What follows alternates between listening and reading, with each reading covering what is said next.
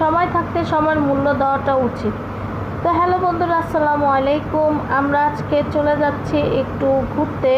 তো এটা হচ্ছে ঈদের পরের দিনের ভিডিও। অনেক দেরি করে দিয়ে ফেলছি কারণ আমার শরীর অসুস্থ ছিল, ভয়েস ওভার আমি দিতে পারতাম না, আমার গলা টলা সব ভাঙা ছিল ঠান্ডায়। তো এখানে আমার মেয়ে খুবই খুশি, সে ঘুরতে যাচ্ছে, আর আমিও অনেকটা খুশি, বাচ্চাদের উছিলায় আমিও বের হতে পারছি। তো আমরা যেখানে যাচ্ছি এই জায়গাটা খুব সুন্দর, বাচ্চাদের মানে খুবই পছন্দের একটা জায়গা। তো আমার আশেপাশে নয়েজ হইতেছে, আমি ভয়েস ওভার দিতে পারতেছি না, রোড সাইডে আমাদের বাসার কারণে। তো সবাই এই নয়েজটা একটু ইগনোর করবেন। তো আমরা চলে এসেছি এই তো পার্কের সামনে। পার্কটা ভিতরে অনেক সুন্দর, বাচ্চাদের মনোরম পরিবেশ, মানে বাচ্চাদের মন আসলে খুব ভালো লাগে। তো এখানে আসতে তেমন বেশি খরচ না, আবার কম খরচও না, কারণ এই অটোতে রিজার্ভ করে আসলে একটু টাকাটা বেশি, আর যদি আপনি ওই সিঙ্গেল করে আসেন তাহলে টাকাটার পরিমাণ একটু কম। তো ঢোকার টিকিট হচ্ছে জনপ্রতি 30 টাকা করে, আর ছোট বাচ্চাদের টিকিটের মূল্য নাই। আর এই তো ভিতরে আমরা ঢুকে আসছি। তো ঢুকতেই প্রথমে একটা হাল্ক, যেটা খুবই ভয়ঙ্কর, সে খুব রেগে আছে। তো সবাই সাবধান, এখানে এসে ঝগড়াঝাটি মারামারি করা যাবে না, তাহলে হাল্ক অবস্থা ঢিলুটাইট করে দেবে।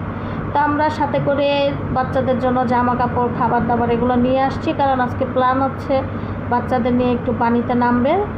ওর বাবা, আমার শরীর তখন ভালো ছিল না, আমার জ্বর ছিল, ঠান্ডা ছিল, আমি ক্যামেরাম্যান, শুধু ক্যামেরা করা ছাড়া আর কোনো উপায় ছিল না।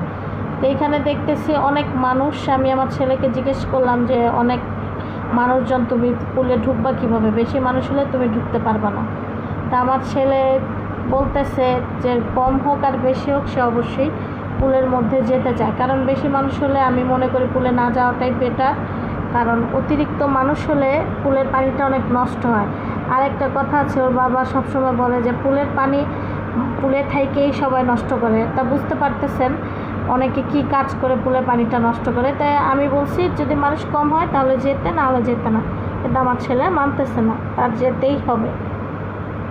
মেয়ে তো খুব এক্সাইট, ও আগেই হাঁটা শুরু করছে, আগেই বাবার সাথে যাওয়া শুরু করছে পুলের অবস্থাকে দেখার জন্য।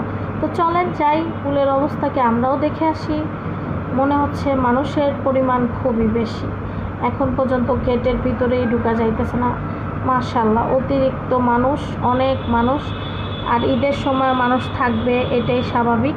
তা আমরা চিন্তা করলাম পরে যাব। তা আমরা এই যে ড্রাম দিয়ে বানানো যে পুলটা, শাঁখো, গ্রামের ভাষায় বলে শাঁখো, এটাতে চলে আসছি। একটু ভয় লাগতেছিল, আবার ভালোও লাগতেছিল, কারণ এখানে প্রচুর পরিমাণের বাতাস ছিল,